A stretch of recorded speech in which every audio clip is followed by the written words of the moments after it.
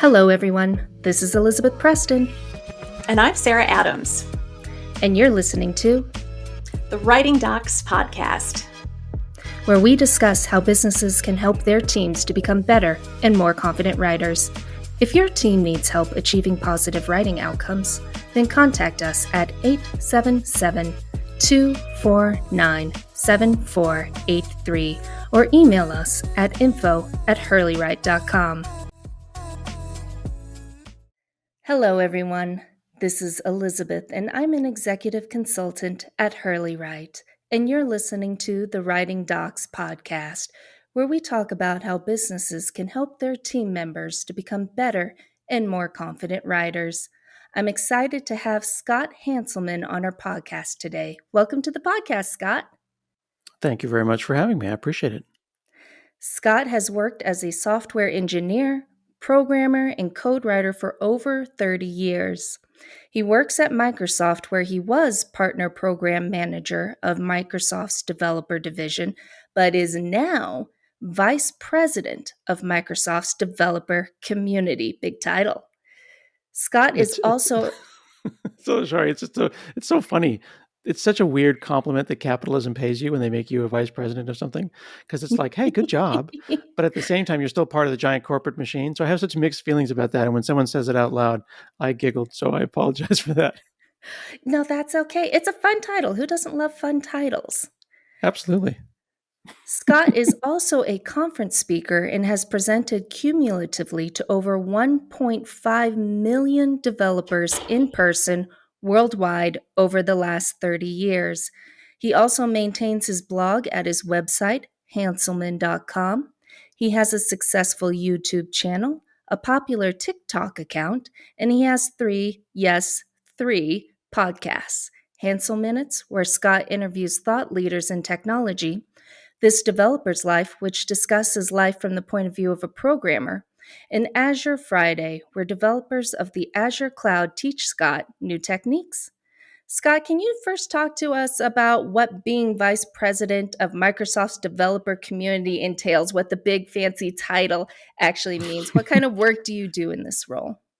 So developers that use Microsoft products, programmers, they interact with the giant big company in a number of ways. They might go out there and Google with Bing and find our documentation. They might find an early workshop. They might interact with us on social media. And ultimately, I want to make sure that they are successful. I want to make sure that they are happy from the time that they went and they searched the web and they found some docs, all the way to the point where they've started their company. They've done the great new startup, and they've deployed it, hopefully in the Azure cloud. And then maybe they need tech support. They need help. The community team that I work with will create conferences, will interact both virtually and in person, will help our documentation, will write samples, will create workshops, will help facilitate writing of books and PDFs. We also have a weekly like an open office hours kind of a thing on YouTube where people can get together and talk with us. We just want to make sure that there is a sense of community so that when people are making software, they don't feel alone. So even though you're part of the big corporation, it's not a faceless corporation per se. Well, so I like the healthcare that is provided by my big corporation. I came there 15 years ago because I'm a type 1 diabetic and I needed good healthcare. But in the process of going from a smaller company to the giant company, there was a sense of a big faceless, corporate behemoth. And here in Portland, where I live, there's on the radio, there's a fella who runs a diamond place where you go and you get your diamond ring for when you get married or whatever. And at the end of the advertisement, he says, "You've got a friend in the diamond business." And that always resonated with me because I don't know the guy. But when you go to buy the diamond or whatever, you get your necklace cleaned or you get your ring resized, you got a buddy who works there. You don't really, but that's the way he built it. He built up this sense of community. So I want to be the friend in the diamond business that works at Microsoft so that instead of Apple or some of the other companies, where I couldn't even tell you if I know anyone at those companies because you have to go through channels in order to get your thing. We in the developer division, where the Microsoft programmers kind of live, want people to feel like they've got a friend who works there, and then they can reach out to us and talk to us on social media, on YouTube, through our documentation, which is also community updated documentation. Our documentation is itself open source. So even if you, Elizabeth, found a spelling error, or grammatical error, or a technical error, you could submit it, and then you would be listed as a contributor to our docs. That builds a sense of community. And we actually, on all of our documentation pages, have the faces of the people who contributed to that documentation. Those little changes make people feel better about the big, giant, faceless company. Yeah, it's no longer faceless, it's a community of faces. Mhm. Yep. And it's still, I'm sure that we have to make the stock go up and to the right. But ultimately, I don't care about that. It's not my job. My job is to make sure that you and your team, enjoyed making your website or whatever you made with our software. So there are a lot of facets to this job that you do. What kind of writing do you and your team do in this work? So blogging is a big part of it. And blogging, I just think about as like serial writing. It could be thought of as a zine or a newsletter, but it is, writing continually, date, the most recent date descending. That's all a blog is, right? It's just kind of an infinite book. It's a journal of sorts. So we have bylines written by actual humans. So when you visit a blog, if you want to hear about the latest version of Visual Studio, which is kind of like Microsoft Word for programmers. It's what we use to write our programs.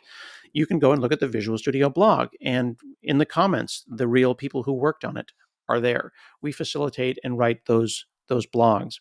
We work with the technical writers to make sure that the content in docs works well. And then we also write code for things like workshops.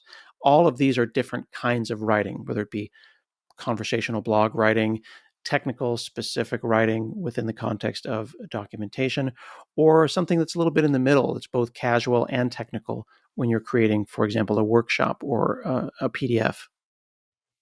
What role does verbal communication play then? Well, so whether I'm on a podcast like yours, or I'm giving a presentation to a customer, often we'll do what are called executive briefings or EBCs, where the CEO of something comes in and they want to sit down with us and hash it out, you know, around a big round table, or going and presenting. I was just in Orlando, and I talked to about 1,500 people, giving a large presentation and trying to edutain a crowd, keep them all awake while also teaching them, is a big part of our job as well. It's interesting that you say edutain because I think we've moved from this time where instead of just giving information, we have to actually engage our audience. They can't just be faceless to us either. We need to actually know them and connect with them.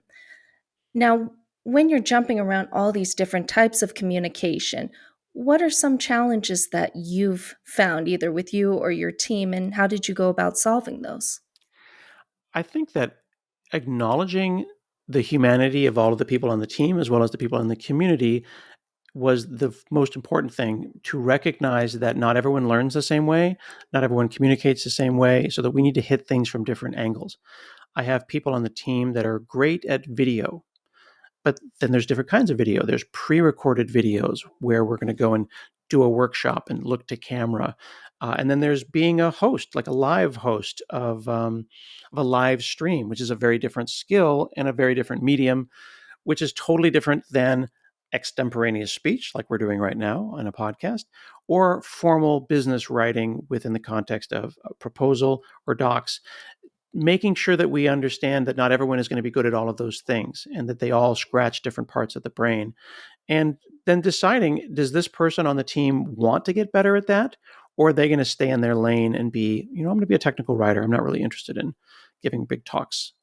Or, I do write for the blogs, but something is telling me that I want to get on stage and I want to, teach a large workshop. That is challenging to coordinate all of those different flavors of communication, because not everyone's good at them.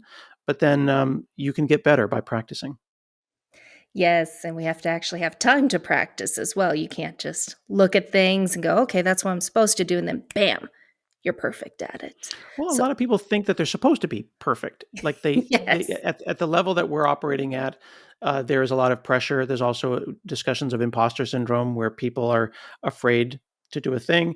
And then we have a lot of people who want mentorship, and they talk about wanting to be mentored when we realize that they don't need mentorship. They need sponsorship. They need opportunities. A lot of the folks are over mentored, which just means that they're getting a lot of advice. What they really need is an opportunity to go and give a presentation and try it, because when are you going to, you have to start somewhere. Let's do it. Let's get on stage. So we try to offer those opportunities for those who want them. I do want to ask, since we both agree that folks need time to practice strategies, especially when they're trying something new or they're trying to get better, how does Microsoft build a culture that allows for time to practice and allows for time for writing? Do you guys have like a weekly writing time? Do you have office hours for writers? What do you do? We think about it in terms of what is the risky place to do the practice versus not. There isn't formal practice time. There's simply lower risk. So if I put it in the context of writing or presenting, you could go on like, Jimmy Fallon or Conan O'Brien and do your stand-up comedy. That would be a pretty difficult first job. I would probably encourage you not to practice in front of Conan O'Brien. Instead, work the small rooms. You go and you do some stand-up comedy, some Toastmasters, right? So practice on a blog before you write a press release that's going to go to 1 million people. Because a blog, maybe it's not a great blog. Maybe the writing wasn't amazing. You're going to get the feedback. You still accomplished something. You still got the writing out there, but it was in a low stress environment. And then you move up to, to use my mixed analogy here, you move up to the bigger rooms. So whether it be verbal communication or written communication, there are always lower stakes opportunities. Plus, we work in open source, which means that we could be working on, for example, a source repository, and they could be doing some light documentation, which could have mistakes, could be a good place to practice. But then when they're writing the official docs that are going to go on Microsoft.com, we're going to have more rigor, but then they will have practiced on the less important stuff. So it sounds like, let's say someone listening has a business that's a little smaller than Microsoft. If they build in opportunities to practice at lower risk situations and then adding kind of levels of checking and levels of feedback for before this person gets to riskier situations, and risk could be the audience, it also could be manager versus supervisor versus owner of the company. Mm-hmm. That seems like Absolutely. it's feasible. 100%. Well, even right now, I've got my 16-year-old working on my podcast, and his job is to write the titles and the descriptions. So at this point, he writes the titles and descriptions and sends them to me, and then I check a look at them and I publish them. That's low risk because I've put in a check or a balance. But then soon, when he becomes a better writer, I'll be confident in his ability to have direct access to the database, and he can update those for me. Another thing that he could do, which would be considered low risk, is I have machine generated transcripts for my podcast. There are no doubt errors in there. Having him fix those errors and improve the quality of the transcript is extremely low risk because the transcript is already poor. It can only be better by the work that he made. And by the way, as someone who's listened to your podcast, I really do appreciate the transcripts. Thank you for providing those, because sometimes I like to see versus listen to things. So thank you from a listener for doing that. My Now, pleasure. we talked a little bit about earlier about you being a community creator, and you've said in essence you're a community creator. You bring people together to create communities. You nurture communities to help them thrive and grow. And I think this is a real difficult task for folks and for businesses. Yet many people want to do this because it creates brand loyalty in a way, and it brings that face that people like, that people trust. And I would say that you're a master at this. And let me just give a few stats to prove my point here. I have to provide evidence for my claim. Your Twitter is right now at this recording 325.4 thousand followers. Your TikTok is 148,000 followers. Your Instagram is 14,000 followers. Your YouTube is 174,000 subscribers. And your blog has over 1 million monthly readers. So I think it's safe to say you're a master at creating and nurturing communities. That's How very does kind. I'm well blessed indeed. I've been also showing up for a long time, so don't underestimate longevity as being a benefit as well. there is an element of stick to itness, as my dad would say. How does verbal and written communication function in creating communities? I think that as Holden Caulfield famously said, he doesn't like a phony. Nobody likes a phony.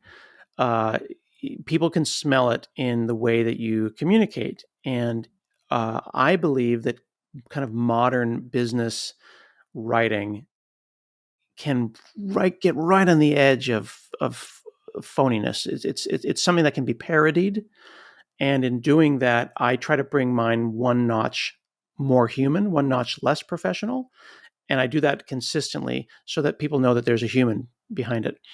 I'm not sure if you. This is a funny question for a writing expert, but do you ever read the release notes when you update apps on your iPhone? You ever go into like the App Store and you look at the release notes? Well, first of all, I'm an Android user, I must Oh admit. I am, I'm sorry. Well, no! actually, I do love my This Android. interview is over. No, I'm just kidding. Oh, The same thing applies on Google Play Store. I actually do. I'm a nerd. I will go and read all the fine print to see. I'm also a paranoid nerd where I want to know what information of mine is being looked through by apps. Okay, good. So that's good. So notice, and folks can do this as well, that a lot of your app updates say performance improvements and general optimizations. That's a cop out. But the Slack organization, the folks that make the Slack application, are famous for writing detailed, fun, and human release notes with even jokes at the end to see if you read all the way to the very end. That tiny little thing reminds you that there's a human behind the big giant company. And they've done this for years, and it's become almost like an in joke because a large number of people don't read them. But the people who do read them will then post screenshots of them, and you'll find viral Twitter threads where people are talking about, did you see what the Slack release notes guy said this week? That's so crazy that they're the only one that cares. Every opportunity there where there's some text is an opportunity for you to connect with your audience. And while everyone else is giving up on their release notes and just saying general performance optimizations and bug fixes, the Slack folks used that text area as an opportunity to connect human to human with the users of their product. And in doing that, create community, which is a sense of belonging and, hey, I also use Slack. Did you read the release notes? I read the release notes. Those little moments create a sense of I'm a part of this, and you are too. Well, then I have to ask you, with the rise of AI, artificial intelligence, because you are, oh gosh, you made a face. That's I made a interesting because face. you present on AI, you're a Hmm. developer. I think businesses view AI as a shortcut. How do we use AI to be more efficient and more effective, but not lose that humanness that you're talking about and not do the phony, hi, we're glad you're here and we're so excited about our new blah, blah, blah, blah. Yeah. I have a lot of mixed feelings about AI, and folks can go and find YouTube videos where I talk about it because, Microsoft sells things like Copilot, but they didn't call it autopilot, right? And that's really important because I could use a pair programmer, I could use a writing partner, I could even use a ghost writer, but I certainly don't want to just push the space bar and go to lunch and come back and find my paper written for me. So I am a fan of AI, but I am not a fan of AI replacing what it means to be human. If you can take a corpus of text or material, for example, my blog, I've been blogging for over 23 years, right? And I've got, as you pointed out, 450 hours, over 900 episodes of my podcast, which is thousands of pages of text. You could, with an AI, generate a Hanselman flavored podcast or blog post. But then what do you need me for?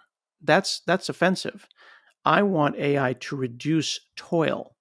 So I look at a thing like Grammarly as being a kind of an AI that can help me be a better writer. But if Grammarly can just have me type hit space, and then it proposes the entire next paragraph, that's where it went too far. That's where something like Grammarly drops into the uncanny valley of creepiness and is now replacing me. So I don't like the idea that I could make a new Jack Reacher novel without the guy that wrote Jack Reacher. You know what I mean? That's what makes us human. If AI takes away our humanity, then we're using it wrong. So we need to use it as a tool to reduce toil, not one to take away joy. So you said what it means to be human. I'm going to ask you. I know this is a philosophical question. What does it mean to be human? Is it simply voice? Is it simply that we generate ideas? What does it mean to be human in writing materials and creating communities? For me, and it is very, we're getting real deep here. We're only like 20 minutes in and we're already getting into the weeds. Hey, we get to stuff fast on this podcast. This is good. No, it is about evidence that I was here, right? When you are in a meadow and you find the big tree at the top of the meadow, and you go over there and someone's carved their name into the tree, S loves M and puts a heart around it. That's their way as a human of expressing I was here. It's a way of grasping at immortality. So whether your hobby is writing or it's woodworking or it's 3D printing or sculpting, you are creating something to share with other humans that will live after you, presumably, and it is evidence that you were here. Uh, an AI that generates all of those things takes away the need to be here at all. Mm-hmm. Do you think that's kind of an ethical responsibility then as we move forward using AI, that we do need to leave a mark that we were there? Yeah, absolutely. I think it does. Uh, I work with a team at Microsoft that comes up with a thing called the responsible AI principles. There's a lot of great people working in ethical AI that are trying to figure out, what are we as a society going to decide? Like, for example, if you remember many, many years ago when someone cloned a sheep, I think that the sheep was named Dolly. Many, many years. Are you saying I look old, Scott? When you were 1 year old, do you Okay, I'll go remember? with that. There you go. When you were an infant, do you remember when they cloned that sheep? And then the entire world came together and said, let's not really do that. And we're not going to clone people because that's a bad idea. There are ethical things around that. There are international rules about what's not cool and what's cool. Uh, AI is happening so fast, and because it is open source, meaning that it's free and available, it's a little bit of like as if cloning could be done in your garage. It becomes a little bit more challenging. But as a general rule, we as consumers, we as citizens, can vote with our feet, right? And if I can take the work of an artist, 20 years developing a style, and then remove the need for the artist, and now I can just push a button and generate the style, I'm not a fan of that. But I'm a big fan of things like summarizing AI, because there's two sides to AI. There's generative AI to create with it, and then there's to summarize. It's effectively the TLDR, too long didn't read, version of AI. So, for example, I had a great 1 hour meeting just yesterday on Microsoft Teams, and one of our members couldn't attend. They could watch the 1 hour video, they could read the multiple page transcript, but it actually generated 6 bullet points about what we talked about with follow ups and to dos. That's value. That's like we had a full time secretary who was sitting there doing transcription and taking notes. That was toil. That was work that was no longer fun. And that adds value. And if I could have a small business now have that ability, imagine having a 2-person company, and now suddenly the company's 50% more productive because you have a new employee. That employee is now taking notes for you and giving you to-dos. That's value, in my opinion. I see what you're saying, and I've been one of those that's a little hesitant on AI. I, like many other people, watched iRobot, so of course, there's panic mode when you think about iRobot. Uh, and there's been some concerns on whether or not AI is going to replace writers. But it sounds like to me you don't think that it's going to replace writers completely. Is that correct? I think that in some instances it will replace bad writers because AI can make bad writing faster. We're already seeing that. I don't know if you've ever Googled for something and gotten to a page. I was Googling for how to clean a sink, and I was about 4 paragraphs into it, and they were suggesting I use barkeeper's friend and certain things to clean my stainless. And I was like, I don't think this was written by a person. It was just the tone was wrong. And this is like when you visit a blog and you go, maybe this isn't a native English speaker, and that's fine. But this was more than that. It smelled wrong. And then I realized that it was written by an AI. It wasn't real at all. And then I took the time to look at the domain, and it was some nonsense. And it was an entirely generated bunch of BS. The problem is, does that exist? That's a problem. But also the problem that Google thinks it's okay to suggest it to me. So if Google, as the front page of the internet or Bing, decides to surface bad writing, that's going to be a problem. But then the way we solve that is by being good writers, right? I don't think that AI will be able to make splogs, spam blogs about, it could replace People Magazine, but I don't think it can Oh, replace. ouch. Well, you know what I mean. It's, maybe the Inquirer, but that's not really writing in the kind of purist form.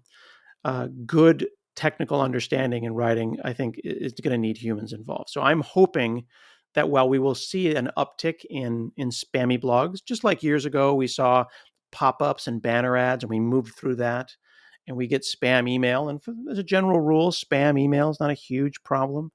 It doesn't affect me from day to day. We're going to see an uptick, and then we're going to solve it, I hope. Do we have any solutions for that problem at this time you're seeing on the horizon?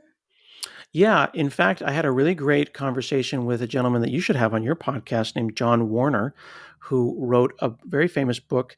He's an English professor that's called Why They Can't Write: The Death of the Five-Paragraph Essay. And it talks about the rise of the introduction, the three supporting paragraphs, and the conclusion that we then inflict upon our high school students, and how that's ruined writing for the average Joe and Jane out there. And his idea is that we include AI early on to assist our writers rather than banning it and making it so it becomes this kind of like forbidden fruit that the kids want to use, but we don't allow. We introduce it as a writing partner and encourage them to write better. So he's building courseware around how to do that.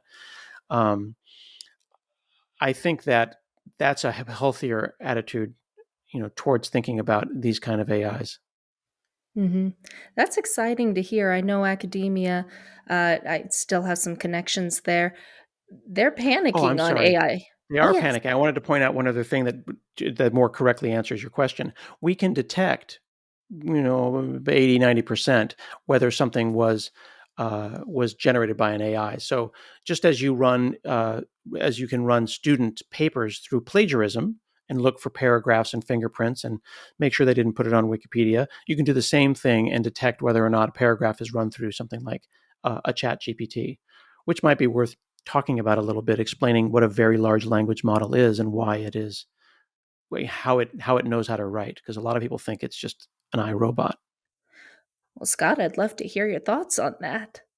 I just want permission to talk about it. I want to make sure that that's the direction you Permission want to go. granted. Okay. Permission granted. So here's the way I like to explain it to non-technical friend, and you can now do this at parties. This is your new party trick. So okay, so Elizabeth, it's a beautiful day. Let's go to the. Okay, so you said park. Most people say beach. In fact, we could go and build a statistical analysis of the percentage of people who say beach versus park versus the long tail as we start getting into 2 and 3%. People say museum, mall. All of those things are very context sensitive. Where are you located? You're in Colorado. I'm in Portland, or maybe you're in London. Like different people with their context, different people of different age, different background, different ethnicity would say it's a beautiful day. Let's go and do this thing. And if you have additional context that the chatbot doesn't know, like you haven't seen your friend who's a museum curator in a while, and if you say it's a beautiful day, let's go to the museum, the chatbot's gonna be like, that's weird. Why would you say that? That's such an obscure thing. That's because they're missing context. Well, we're visiting and we're in London and my friend works at the museum. I haven't seen them. That's context. If you say it's a beautiful day, let's go to the beach and park are the most statistically likely things. It's almost as if ChatGPT is doing a game of Family Feud, where the person goes, all right, show me beach. And then they go, oh, beach is the second most popular thing. Good job. And then you get points for that, right? That's how it's making those decisions. Because when beautiful day, let's go, when trained on the corpus of all of the text of the internet, beach and park are basically neurons that are near beautiful and day and all of those kinds of things. If I said to the chatbot, I live in Oregon and I'm near the zoo, it's a beautiful day, let's go to the, by including that context about the zoo, it's very likely that I'm going to weight, not a guarantee, but I'm going to add more weight to the idea that we should go to the zoo. The more context you give the chatbot, the more likely it is to go and pick the right answer. Here's the thing, though. What is the right answer? Is it park or is it beach? This is a trick question. Well, there is no right answer in that. Exactly. There is no right answer. And this is the problem, though. We look to AIs and chatbots for authority. We ask them questions and we want answers. But this isn't an objective fact, it's a subjective opinion. So if you ask that to a chatbot and you go, look, that's evidence. It said beach. That's the answer. And then Elizabeth is like, I said park. That's the right answer. There are no right answers in this kind of subjective work. And we can't point to the chatbot as being authoritative. These are statistical models that are picking the most likely thing that is reasonable. And in doing that, they are either going to continue to become grounded in reality with evidence, or they'll start to float away and what they call hallucinate. We don't usually like to use the term hallucinate because it's not a mind. But if you start asking it weird stuff, it's going to start saying weird stuff. And you see that in your technical journalism, where people are starting to write very concerning articles about how the AI said awful things to them and started to go off the rails. They're not realizing that the AI is a sock puppet. And a sock puppet is your own hand. And if you talk to your hand and you say, hey, tell me how you would take over the world. I don't want to tell you how to take over the world. No, I insist. Tell me what you would do, AI, to take over the world. Okay, fine. I would start by, oh my God, what have I done? You've just told your hand to tell you how to take over the world. If you lead it down the primrose path, you will be disappointed. So if you have that understanding about it's a statistical model and it doesn't really know stuff, it's a very baby brain, then it changes how you feel about an AI. And then if you start treating it as a partner and a brainstormer, as opposed to a thing that is artificially intelligent, it is not intelligent, but it is artificial, then it changes your relationship with this giant model of text. Does that give you a new way to think about AI? It gives me a lot less scary way. And you're right, there have been some things in the news saying, oh, this AI has developed consciousness. It is actually aware. So you're saying it's not aware.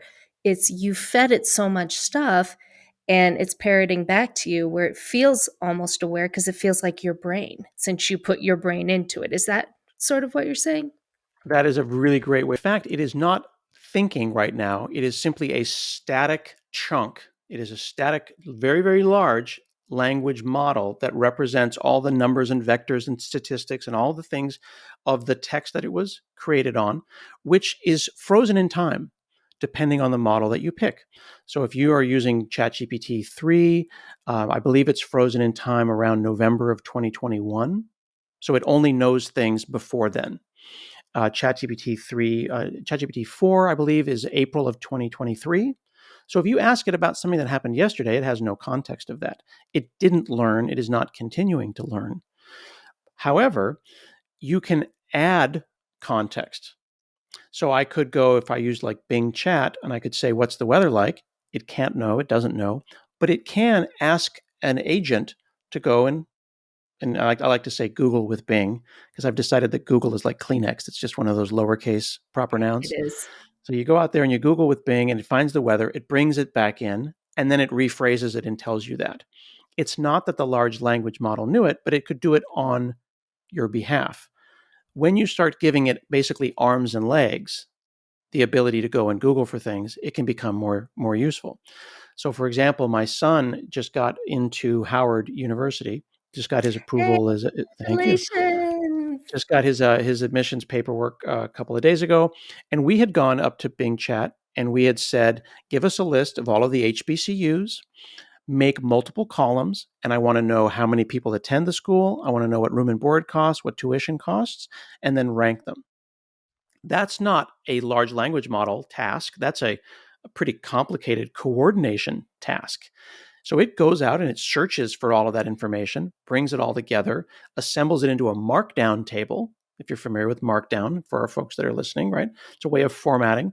It formats the markdown table and then presents it to me. Can I be sure that it's correct? No. No more than if I had asked an intern to do it. I should double check the work because I don't know where it came from. And I want to have footnotes. I can ask it, can you provide me with footnotes? But there's this fun word, this fun term that has been coined by a woman named Emily Bender called a stochastic parrot.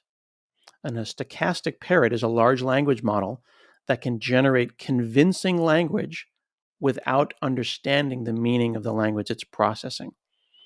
She wrote a really amazing paper called On the Dangers of Stochastic Parrots, asking the question, can a language model be too big? What do you do when you have a parrot that has a very convincing voice and it say, oh, I've been murdered. There's a murder in the house. And then the police come over and the parrot's just talking to itself, right? The implications of haphazardly stitching together linguistic forms based on probabilistic information with no context and no meaning means that it's super impressive, but without understanding it, it could be authoritatively wrong, dangerously So, wrong even. businesses and managers that are looking to AI, that might want to use AI, we know now you still need a human to check things, to provide that ethical, I would say, responsibility to make sure that this is true information you're putting out into the world, that you're giving to your customers. And they should look at it more as a partner, like their own brain, if you will, kind of partnering with them, rather than as a competitor at this time. At this time, I think a way of looking at it would be, remember when you were writing in Word and then red squigglies happened? And you're like, I don't know, the red squigglies now, they're telling me how to spell stuff. And how irritated you become when you're like, no, it's spelled right. And then you have to go and say ignore or add to dictionary. And then the green squigglies came along and you're like, oh, now it's telling me about grammar. I have mixed feelings about that. I want to use that. I want to split the infinitive there. And then green squigglies happen. And then blue squigglies are now like opinions and like stylistic opinions about all different things. It's getting more like that. So I look at very large language models for the writer as being the extension of those kinds of tools. One great example, an analogy, if I may, that I like to use is I'm teaching my 16-year-old how to drive. And I am Oh, I'm profoundly sorry. disappointed. I know it's bad. I'm profoundly disappointed that I cannot find him a manual stick vehicle. Now, this is a generational issue, but it turns out in Europe, 75% of cars sold are manual, and in the United States, 1% of cars are manual. And I was utterly unable to find him a stick shift. It's an American, anachronism. Why do I want him to get a stick shift, though? It's because I think it will change his relationship with the car. He'll understand the car more. He'll have both hands on the car. He can't, in a world of self-driving cars, I'd prefer him to maybe just be a stick shift driver. It would change how he thinks about things. Just like I could say, I'd really love it if you would write this entire document without the help of Grammarly, without the help of spell check, without the help of an AI. I'd like you to write this document stick shift. Here's where it gets challenging, though.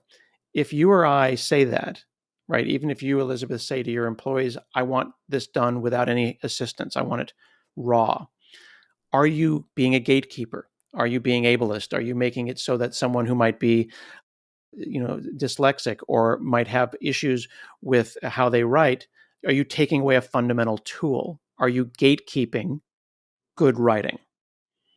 People will start to say that. Students in 5 years will say, well, without the AI, I'm not a good writer. That's like saying, well, without Tesla Autopilot, I'm not a driver at all, right? In a world where Uber exists, which is a wonderful thing that provides transportation to those who cannot drive, whether it be they can't drive at all or they can't drive at this moment, what does it mean to say, I prefer to drive stick? What do you think? That's so interesting, Scott. I haven't thought about this before. I have had students before, though. Actually, I did think about this before. When I had a test for my students, they weren't allowed to use any AI. the program doesn't allow them. It cuts them off. I had a dyslexic student. He said, I can't write without Grammarly. This is not an ad for Grammarly. It's just what he used. And he said, I apologize ahead of time. It's just what I do. His ideas were there. He's still a smart kid. He still Hmm. provides thoughts. And I did feel bad at the time cutting him off from a tool that could help his thoughts to shine because it wasn't a detriment that he had control over. It was nothing that he could just, if he pushes harder, he'll learn it, he'll get better. So that's so Right. interesting. I don't have an answer for you. And I think this Yeah. is something that you folks with the fancy titles will have to decide, as well as business owners and managers, on whether or Yeah. not it is gatekeeping or if we still need to push for people to learn the fundamentals of writing. Maybe it's a combination. I think it's a gradient. I think it's I imagine this kind of slider bar of assistance. For example, if someone were dyslexic, and I have members of my team who are, I would not take away the use of the dyslexie font. That is a reasonable accommodation that would allow them to be a better reader by changing the font. Doesn't hurt anyone. It literally is an accommodation.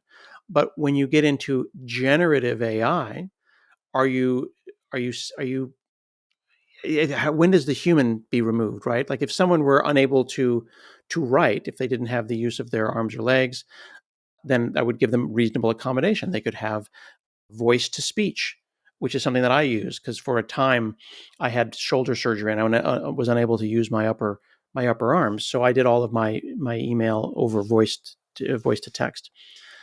Taking that away would be removing a reasonable accommodation. But then how far do you take that? And I think you just need to take it on a case by case basis. If someone is capable of good writing within reason, I don't think that having the entire thing generated from, the space and then they've written the paper, that's where you got too far. Yeah.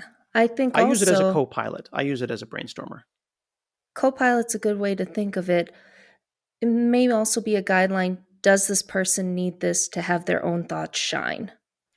Ooh, I like that. That's a great framing. Why, thank you. I got a compliment from Microsoft's Vice President of Developer Communities. Thank you. Oh my goodness! Yeah, you're making me feel bad. No, but I just think that is an excellent way to frame it because ultimately this is where we talked about at the beginning. The callback, it's about the humanity. If AIs turn you into, and I'll use a Marvel reference here, if AI makes us all into Ultron, we've done it wrong. But if it makes it all into Iron Man and Iron Women, that's cool because who doesn't want a cool suit that's going to let you fly around and do stuff? But Ultron doesn't have anybody inside. That's not fun at all. I want augmentation. I don't want replacement. hmm And I think one aspect that all writers need to learn, and you as a community creator, maybe you'll have a unique perspective on this, is audience awareness, learning who you're talking to and how to talk to them. So, how do you as a community creator figure out who you're talking to? Because it's not everyone. Sometimes people say, I'm talking to everyone. It's never everyone. That is a really great question. I actually was presenting at a storytelling workshop yesterday, and I talked about the importance of localizing your language. And I didn't, and they thought that I meant, obviously the first initial reaction is like, oh, you mean like into Thai or into Spanish? Like, no, localizing for your audience. Are they going to understand the idioms, the colloquialisms, the stories, the jokes? We could all be speaking English. It doesn't matter. I was in Malaysia, and I was presenting a talk, and I had the slide deck already done. And in the slide deck, though, were some analogies using movie posters. And one of them was Twins, which was a movie with Arnold Schwarzenegger, who's a very tall, muscular fella, and Danny DeVito, who's about 4'11" and less than muscular. And the joke is that they're twins. And that's a great kind of iconic movie poster. They're leaning next to each other, and it says twins. And it's like, yeah, they're not. That's funny because they're not twins.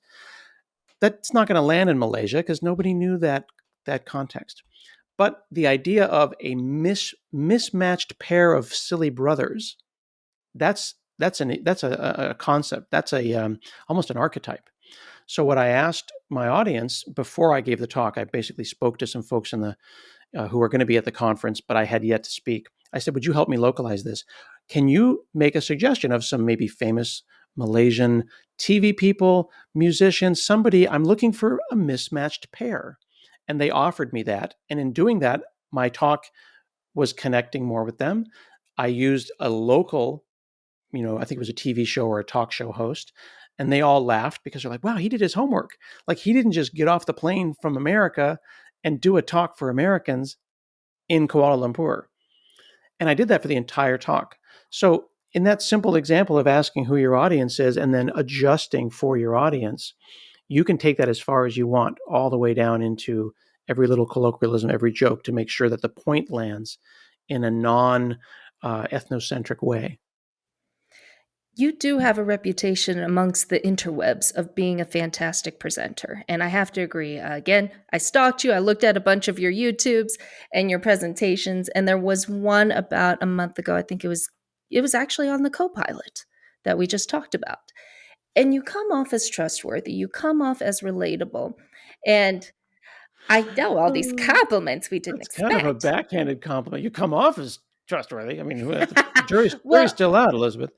I know behind that, there's a lot of technical, complicated information, but you break it down where it's accessible.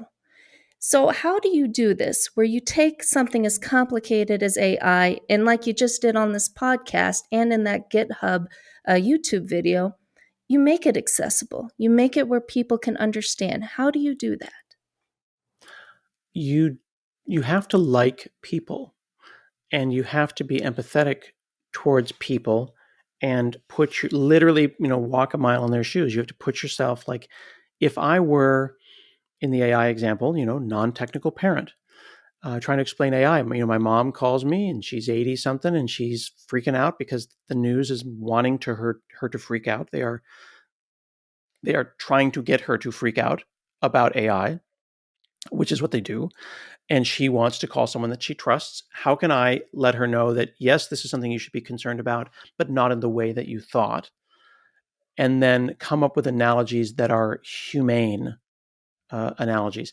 The people that I try to emulate are three men that represent masculinity to me, which is Fred Rogers, Mr. Rogers' Neighborhood, Ted Lasso, and Bob Ross, the painter. Each one of them presents information in a kind, welcoming, you're supposed to be here way. And there's never any judgment on the parts of any of them, whether it be Ted Lasso in sports, Mr. Rogers teaching math and English, or Bob Ross teaching painting, that someone might not know what they're doing. I could see you as a Bob Ross. You just need a little extra hair that's fluffy and curly, and you could be Bob Ross. And I probably lost hair in this actual talk, and I'm continuing to lose hair. So, So part of that is just starting out with an attitude of welcoming, of non-judgment, and talking to people kind of how you'd want to be talked to in a way if you didn't understand something. exactly. That's kind of golden rule type stuff, isn't it? You want to make sure that everyone wants to feel that way. But also, the older I get, as I'm trying to bring this kind of like big dad energy to everything that I do, I want my children to feel welcome, and I want my community members, my coworkers, my friends, and my family to also feel like things are accessible. And in the context of computers have been set up over the years to be unfriendly. And we make people feel like they are less than if they're not a computer person. I'm not a computer person. I don't really understand. That's not, no one should ever feel like that. I want people to feel empowered, not disempowered. Mm-hmm. I like hearing that from a Microsoft person, considering my computer platform is Microsoft, so yay. I also want to ask you, in light of all of your presentation experience, in light of all your social media experience and your workplace experience, what is your number one rule for clear communication for technology professionals? That's a very good question. I think it would probably come back to what you ended us on, which is an empathy for your audience. Ultimately, none of it matters if you're not thinking about who this speech, this document, this paper, this book is for, and does it serve them? Mm-hmm. I like that. Now, Scott, there are 3 questions that we always ask our guests on this podcast. Are you ready for the 3 questions? Let's do it. First one. What is one thing that you wish you'd been taught about writing that would have made your professional life easier? Write the whole first draft and throw it away. Probably. I think too many people try to make it right the first try. I watched my sons try to pull a final draft out of thin air. Just slap the keyboard. I think slap the keyboard is my number one. Just slap the keyboard. It doesn't matter. It's garbage. Delete it. The second one will be better. Yeah, we run into a lot of clients where they think, I have to write Shakespeare first time out, when everyone's first draft is crap.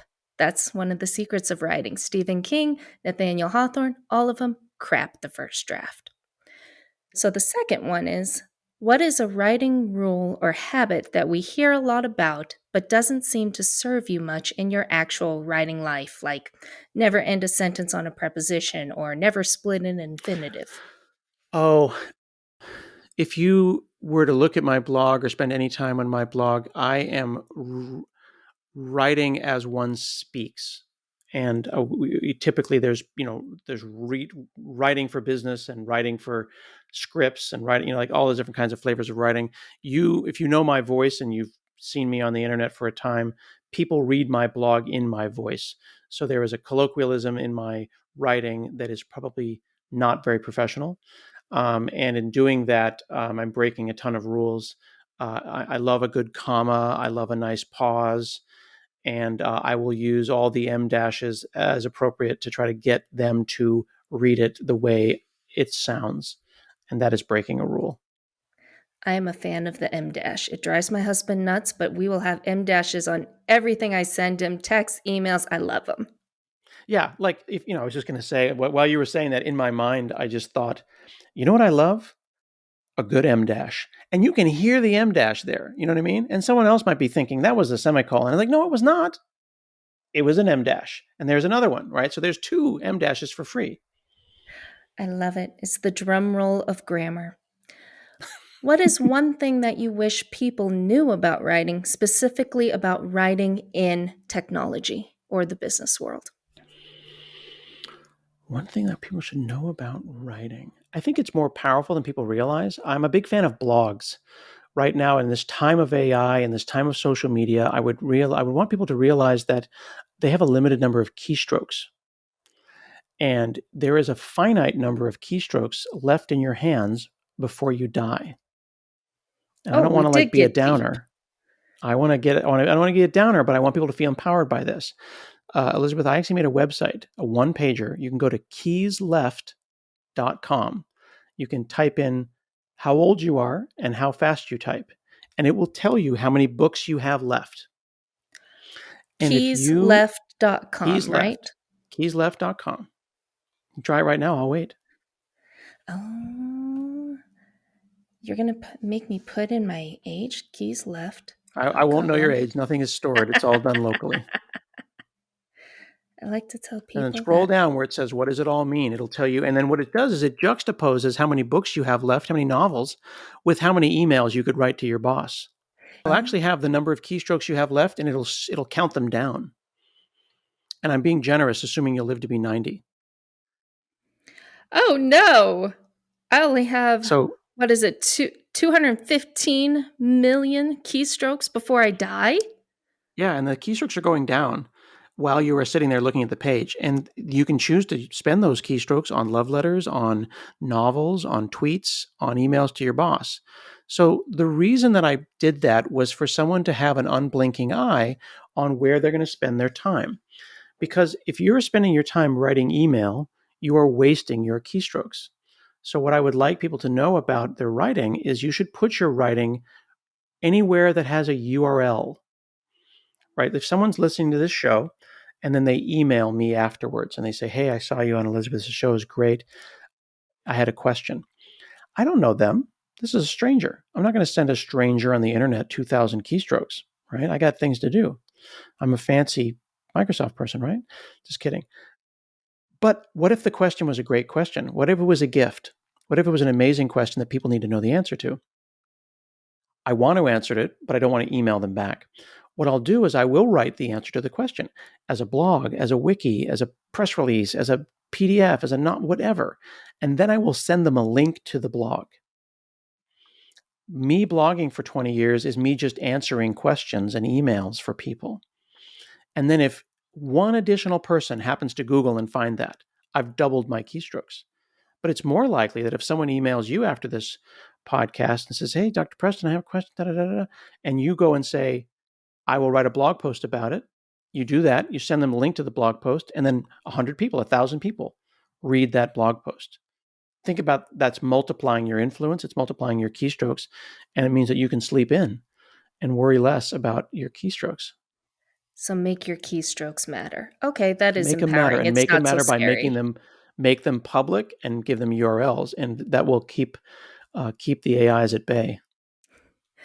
Speaking of public, we also have a section on this podcast called Doctor's Diagnosis, where listeners and clients submit their writing ailments and we write them a prescription to fix those ailments. Love it. Genius. Thank you. So here's our writing ailment, and it comes from a small business owner. I'm trying to reach a wider audience to bring awareness to my brand. Right now, I'm doing a podcast and a TikTok. I feel like I'm putting out useful content that brings value to people, but I'm not getting many listens or downloads on my podcast, and I'm not getting many views on my TikTok. What should I do? So I've done 950 episodes of my podcast, and I would say no one listened to the first 200. And that's a really hard thing to acknowledge, right? Like you could write 3 novels, no one's going to read any of them. And then your 4th novel pops. And what's going to happen?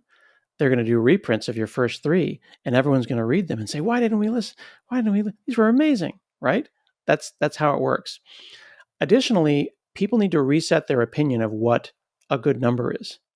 If 100 people look at your TikTok, that's fantastic. That's 100 people who wouldn't have otherwise had you not done it.